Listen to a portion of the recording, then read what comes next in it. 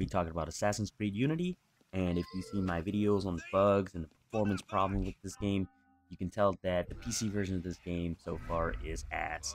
Like, hands down, there's no patch yet, but it's coming soon. It's gonna fix up a lot of stuff, but overall, right now, the experience was ass, and I've beaten the game already. Even when the patch does come out, I wouldn't even care about it anymore. But let's talk about the gameplay aspect of this game and what is new and what is enjoyable. Now, the main story of the game is that you are a Frenchman, Arnold Dorian, who was born to an assassin father.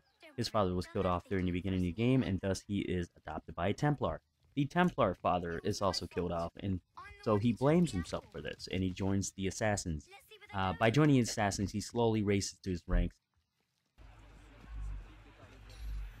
Another part of the story is that why you were in Arnold Memory, which is told early in the beginning of the game. You were searching for an object, and if Abstergo gets their hand on it, there could be a lot of trouble for the Creed. So that's why you were inside Arnold's memory in the first place.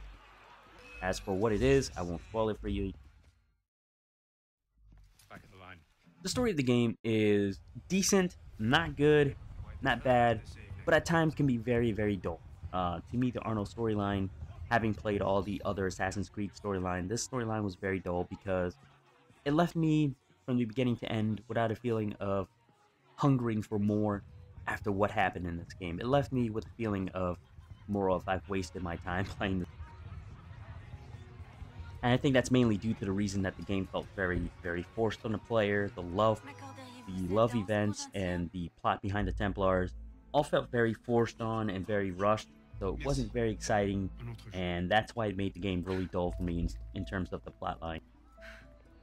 Now, the graphics of the game, when it does work, is very, very nice. Like, you can see the environment, the aesthetic, the amount of detail they put into each of the architect around the entire Paris, the way they reimagined Paris was really, really detailed and nice. And the graphics can be very nice if the game performance wasn't ass.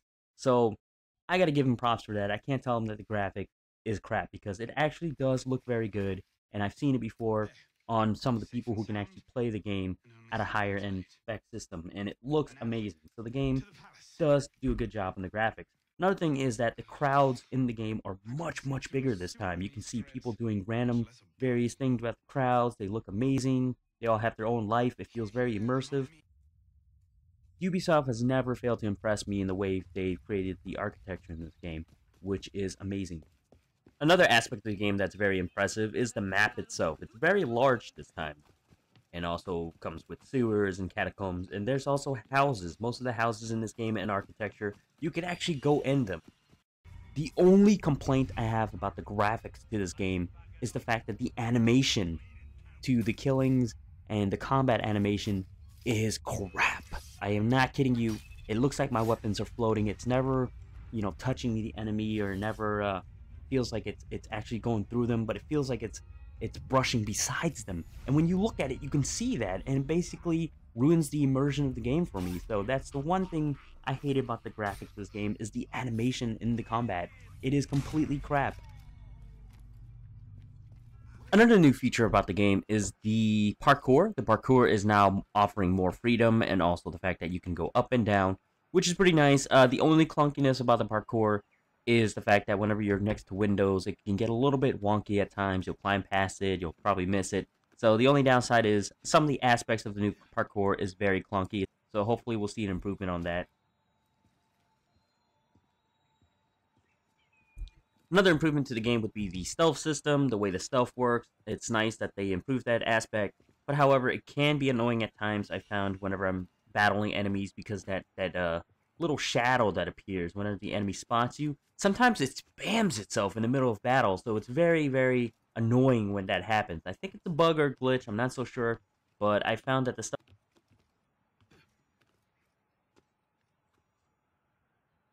beautiful. They put a lot of environment. Too bad the performance.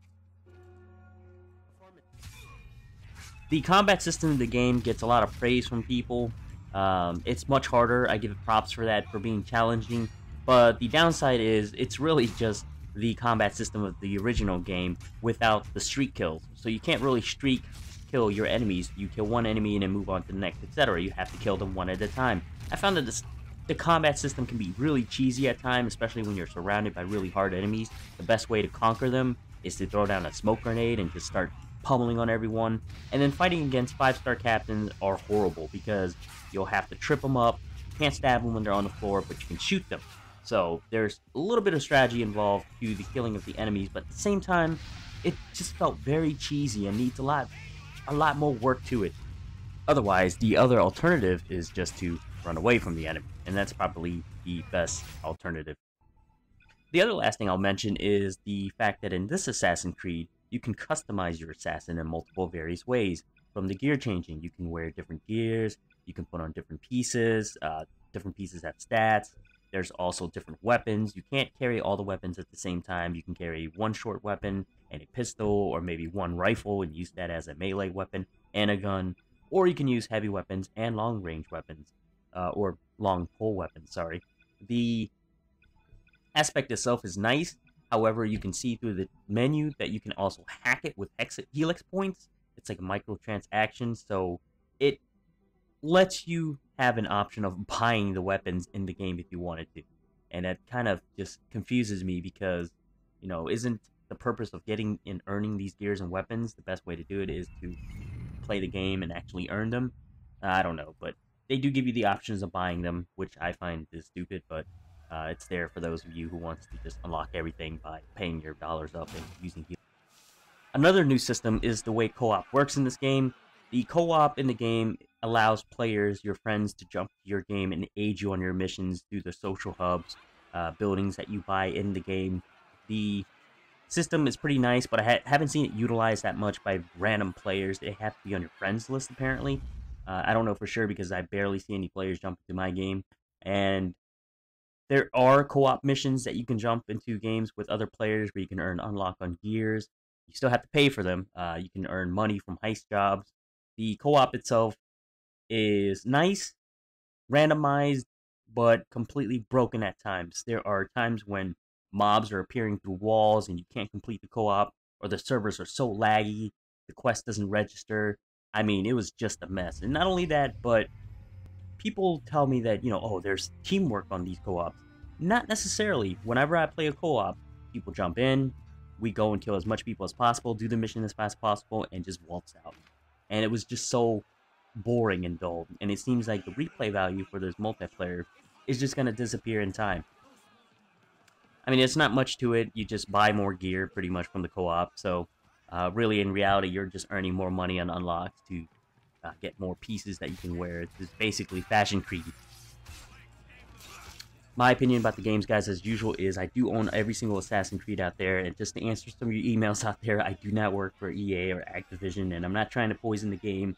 I find the game to be decent. It's not a AAA standard game to me for this time around, and the game is subpar to me. It's almost B-rated. I enjoy Black Flag a lot more because it's different from the norm. Maybe I'm just tired of the formula, but I'm currently playing Far Cry 4 right now, and I can definitely see where most of the workhorse or the work has gone into, and I can see it's gone into Far Cry 4 over this game.